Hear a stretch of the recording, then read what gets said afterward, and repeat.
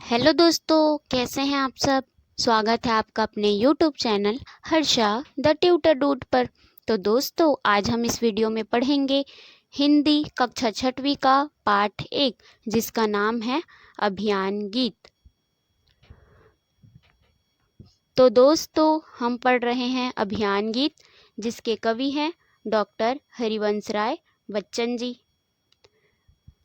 हम इस कविता को पढ़ते चलेंगे और इसके संदर्भ प्रसंग व्याख्या पढ़ेंगे और साथ ही साथ इसके शब्दार्थ को भी हम करते चलेंगे। तो जल्दी से आप अपनी पेन कॉपी पुस्तक निकाल लिए और मेरे साथ साथ नोट करते चलिए।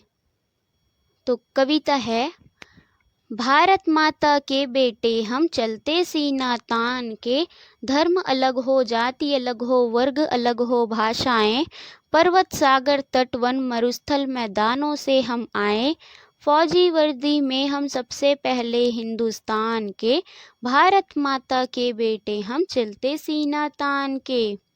ये कविता है, इसके हम अब संदर्भ देखेंगे। तो संदर्भ है, प्रस्तुत पंक्तियां हमारी पाठ्य पुस्तक भारती के पाठ अभियान गीत से लिया गया है। इसके कवि श्री हरिवंश राय बच्चन जी हैं। अब हम चलते हैं इसके प्रसंग की ओर। आप वीडियो को रोककर या स्क्रीनशॉट लेकर भी अपने नोट्स तैयार कर सकते हैं। इसका प्रसंग कहता है, प्रस्तुत पंक्तियों में कवि ने भारत के वीर बालकों के मातृभूमि के प्रति प्रेम को प्रकट किया है। तो दोस्तों, अब हम इसकी व्याख्या करेंगे। कवि कहते हैं कि भारत माता के वीर पुत्र गर्व से सीना तान कर चलते हैं। हम अलग अलग धर्म को मानने वाले, जाति वाले तथा भिन्न भिन्न भाषाओं को बोलने वाले हैं। हम पहाड़ी स्थानों से, समुद्र के किनारे वाले प्रदेशों से, रेगिस्तान से तथा मैदानों से आए हैं।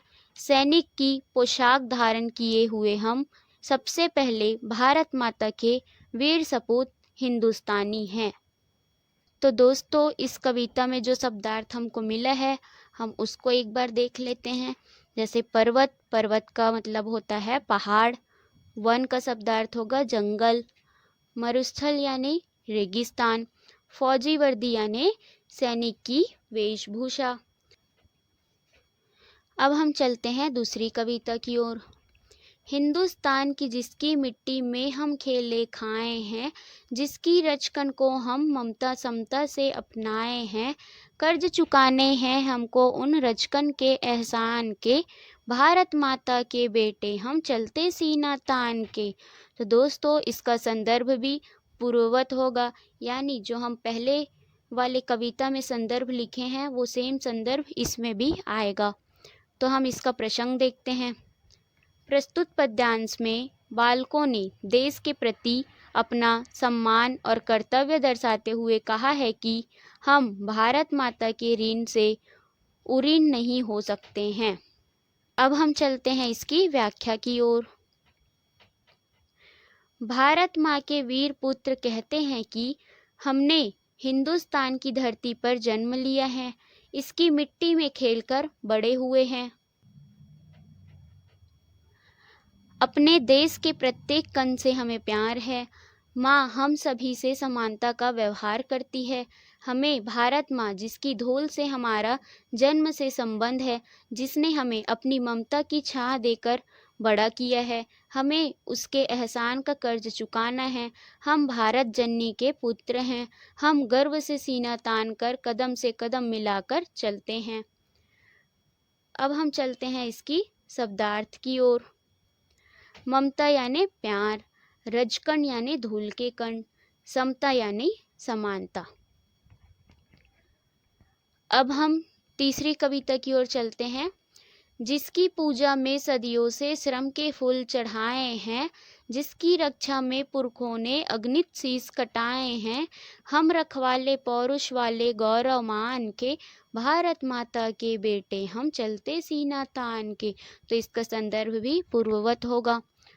प्रश्न कहता है, हमारे पूर्वजों ने भारत माँ की रक्षा हेतु अपने बलिदान दिए हैं, इसलिए हमें इस देश के गौरव की रक्षा करनी चाहिए। हमारी जन्मभूमि की आराधना हेतु अनेक वर्षों तक अपने परिश्रम रूपी पुष्पों को अर्पित किया है। हमारे पूर्वजों ने अपने प्यारे देश की रक्षा हेतु अनगिनत मस्तकों का बलिदान दिया है। हम भारत माता के वीर सपूत अपने पुरुषत्व से इसकी महिमा की रक्षा करने वाले हैं, क्योंकि हमारे लिए जन्मभूमि श्रेष्ठ है। अब हम इसका शब्दार्थ देखते हैं। सदियों से यानी अनेक वर्षों से, श्रम यानी मेहनत, पुरखे यानी पूर्वज, अगणित यानी जिसे गिना ना जा सके, गौरव यानी महिमा। अब हम चलते हैं चौथी कविता की ओर। हम गिर जाएं किंतु न गिरने देंगे देश निशान को, हम मिट जाएं किंतु मिटने न देंगे हिंदुस्तान को। हम हैं सबसे आगे रहते अवसर पर बलिदान के, जो वीरत्व विवेक समर में हम सैनिक दिखलाएंगे। उनकी गाथाएं भारत के गांव नगर घर गाएंगे, अनगिन कंठों में गूंजेंगे बोल हमारे गान के। भारत माता के बेटे हम चलते सीना तान के। तो इसका संदर्भ भी पूर्ववत ही होगा। तो दोस्तों अब हम चलते हैं इसकी प्रसंग की ओर। प्रस्तुत पद्यांश में वीर और साहसी बालक यह संकल्प लेते हैं कि वे मरते दम तक देश के सम्मान की रक्षा करेंगे। अब हम चलते हैं इसकी व्याख्या की ओर। कवि कहते हैं कि भारत के प्यारे वीरों, हम भले ही गिर जाएं किंतु हमारे देश के गौरव प्रतीक चिन्ह इस तिरंगे ध्वज के मान में कमी नहीं आने देंगे, चाहे इसकी रक्षा के लिए हमें अपने प्राणों को भी क्यों न न्यौछावर करना पड़े। हम देश के लिए अपनी जान की बाजी लगाने हेतु सबसे आगे रहेंगे, किंतु अपने प्यारे देश हिंदुस्तान की स्वतंत्रता पर आंच नहीं आने देंगे। हमारे सैनिक युद्ध भूमि में उचित अनुचित का ज्ञान रखते हुए अपनी वीरता के कारनामे दिखलाएंगे। देश के लिए बलिदान देने वाले वीरों की कहानियां भारतवर्ष के प्रत्येक गांव, नगर तथा घर में सुनाई जाएगी। अनगिनत देश की जनता उनकी वीरता को प्रदर्शित करने वाले गीतों के बोल सर्वत्र सभी दिशाओं में गुंजायमान करेंगी तथा आने वाली पीढ़ियां उनसे प्रेरणा ग्रहण करेंगी। अब हम चलते हैं शब्दार्थ की ओर। निशान यानी चिन्ह राष्ट्र ध्वज का, बलिदान यानी न्यौछावर, वीरत्व यानी वीरता, विवेक यानी उचित अनुचित का ज्ञान, समर यानी युद्ध, गाथाएं यानी कहानियां, अनगिन यानी जिसे गिना ना जा सके, कंठ यानी गला और गान यानी गीत। तो दोस्तों यहाँ तक कविता हमारा हुआ। हमने उसके संदर्भ, प्रसंग और व्याख्या पढ़े, उसके शब्दार्थ भी देख लिए। अब हम चलते हैं प्रश्न और उत्तर की ओर। दिया है निम्नलिखित प्रश्नों के उत्तर दीजिए। पहला प्रश्न कहता है अभियान गीत से क्या तात्पर्य है? तो इसका उत्तर आएगा अभियान का अर्थ है दल बल सहित चलना, अर्थात हाथों में राष्ट्र ध्वज लेकर कदम से कदम मिलाकर परेड के रूप में चलते हुए गीत गान से है। अब हम चलते हैं प्रश्न 2 की ओर। बालक भारत की मिट्टी की महिमा का गान क्यों कर रहा है? इसका उत्तर आएगा बालक भारत की मिट्टी की महिमा का गान कर रहा है क्योंकि वह हिंदुस्तान की मिट्टी में खेलकर बड़ा हुआ है। अपने देश के प्रत्येक कण से उसे प्यार है। भारत माँ सभी से ममता और समानता का व्यवहार करती है। इसकी रज से हमारा जन्म जन्मांतर का संबंध है। उसके एहसान का कर्ज चुकाना है। तो दोस्तों अब हम चलते हैं प्रश्न 3 की ओर। सैनिक देश के लिए क्या प्रतिज्ञा करते हैं? इसका उत्तर आएगा सैनिक देश के लिए यह प्रतिज्ञा करते हैं कि हम अपना बलिदान दे देंगे किंतु हमारे प्रतीक चिन्ह राष्ट्रीय ध्वज का अपमान नहीं होने देंगे। हम मिट जाएंगे किंतु हमारे प्यारे देश हिंदुस्तान को मिटने नहीं देंगे। समय आने पर राष्ट्र के लिए हम अपना बलिदान देने को तत्पर रहेंगे। अब हम चलते हैं प्रश्न 4 की ओर। अनेकता में एकता यह भारत की विशेषता है, इस कथन को स्पष्ट कीजिए। तो इसका उत्तर आएगा अनेकता में एकता यह भारत की विशेषता है, क्योंकि यहाँ पर अलग अलग धर्मों को मानने वाले, जाति वाले, भाषा बोलने वाले, वेशभूषा पहनने वाले लोग रहते हैं, फिर भी राष्ट्रहित की बात आती है तो वे संगठित हो जाते हैं। तो दोस्तों अब हम चलते हैं प्रश्न 5 की ओर। भारत माता के बेटे सीना तानकर चलने की बात क्यों करते हैं? तो इसका उत्तर आएगा भारत माता के बेटे सीना तानकर चलने की बात इसलिए करते हैं क्योंकि भारत की सांस्कृतिक विरासत एवं गौरवशाली अतीत पर उन्हें गर्व है। 6वां प्रश्न कहता है भारत माता के बेटों पर उनकी माता के क्या कर्ज हैं जिन्हें वे चुकाना चाहते हैं? इसका उत्तर आएगा भारत माता की मिट्टी में हमने जन्म लिया है, यहीं पर खेल कर बड़े हुए हैं, हमारा पालन पोषण हुआ है। भारत माँ के रचकन के एहसान का हम पर कर्ज है जिसे हम चुकाना चाहते हैं।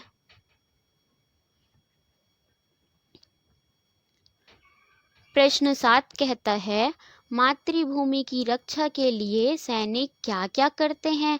तो इसका उत्तर आएगा मातृभूमि की सुरक्षा के लिए देश के वीर जवान परिश्रम रूपी सुमन चढ़ाते हैं, भारत जननी के गौरव की रक्षा के लिए अनगिनत शीश या बलिदान चढ़ाते हैं।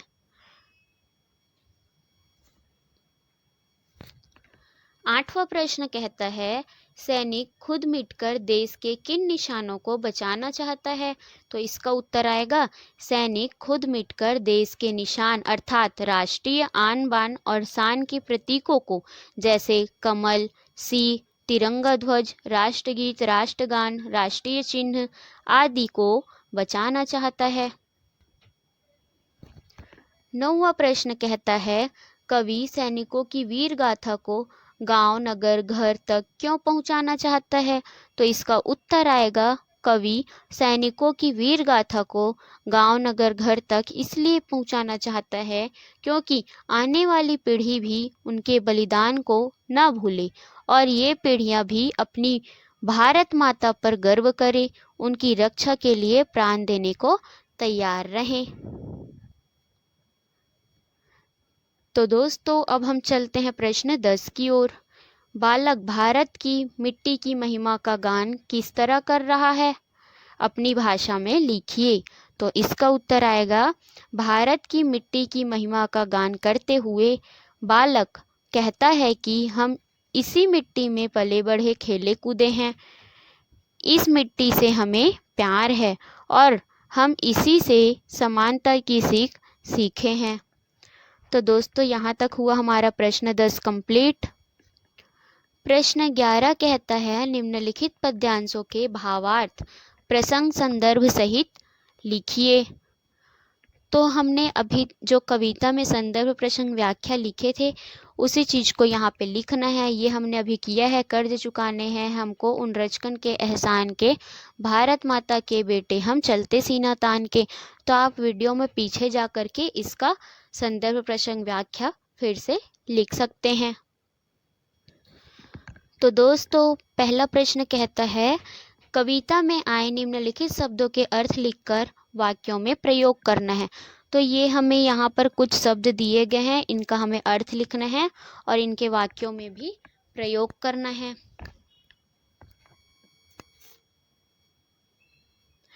पहला दिया हुआ है शीश कटाना।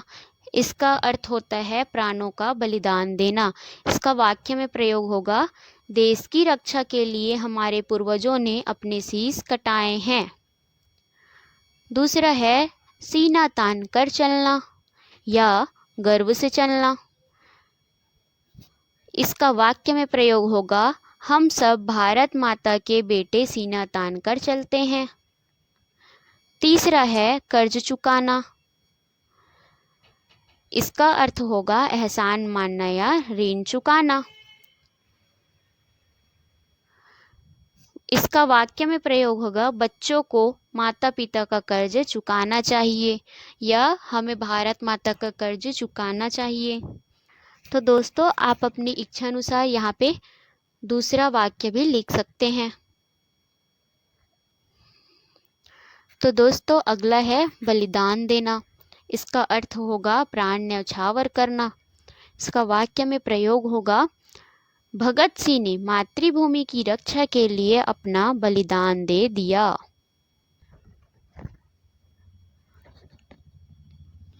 तो दोस्तों अब हम चलते हैं प्रश्न 2 की ओर। प्रश्न 2 कहता है हाँ नहीं उत्तर वाले 5 प्रश्नवाचक वाक्य सोचकर लिखिए। यानी हमें कुछ ऐसे प्रश्नवाचक वाक्य लिखना है जिनके उत्तर में या तो हाँ होगा या तो नहीं होगा। तो पहला है क्या छत्तीसगढ़ की राजधानी रायपुर है? तो इसके उत्तर में या तो आप हाँ देंगे या तो नहीं देंगे। तो छत्तीसगढ़ की राजधानी तो रायपुर है ही, तो इसके उत्तर में हाँ आ जाएगा। दूसरा है क्या अंग्रेजी भारत की भाषा है? तीसरा है क्या रूस हमारा मित्र देश है? चौथा है क्या भारत में सफ़ेद शेर पाए जाते हैं? पांचवा है क्या आप विदेश जाना पसंद करते हैं? इसी प्रकार आप और भी प्रश्नवाचक चिन्ह वाले प्रश्न बना सकते हैं जिनका उत्तर हाँ या नहीं में आना चाहिए। जैसे क्या आपको पढ़ना पसंद है? क्या आपको स्कूल जाना अच्छा लगता है? तो दोस्तों अब हम चलते हैं प्रश्न 3 की ओर।